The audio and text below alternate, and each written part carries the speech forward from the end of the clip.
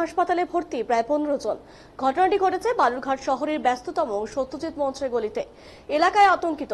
ওই গলিতে ব্যবহার করে বালুরঘাট থানা মোড়ের রাস্তা থেকে বালুরঘাট হাসপাতাল যাওয়ার শর্টকাট রাস্তা, সেজন্য ওই গলিতেই সাধারণ মানুষ যাতায়াত করে বেশি। জানা গেছে ওই এলাকায় পিএইচই এর একটি অফিস রয়েছে, সেই অফিসেই মৌমাছির চাক বেঁধে রয়েছে। ঘটনাটি হলো ওই মৌমাছির চাক মধুর লোভে বাজ পাখি এসে বসায় মৌমাছি উড়ে গিয়ে রাস্তায় চলাচলকারী মানুষজনকে আক্রমণ করে, আর তাতেই আহত হয় বেশ কয়েকজন। তাদের মধ্যে প্রায় 15 জন হাসপাতালে ভর্তি, তাদের চিকিৎসা চলছে বলে জানা গেছে।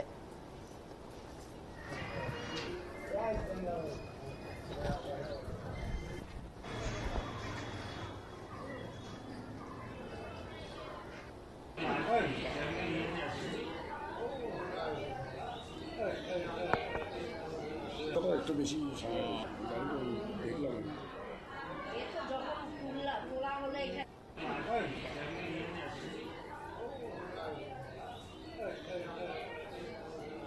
একটু বেশি দেখলাম।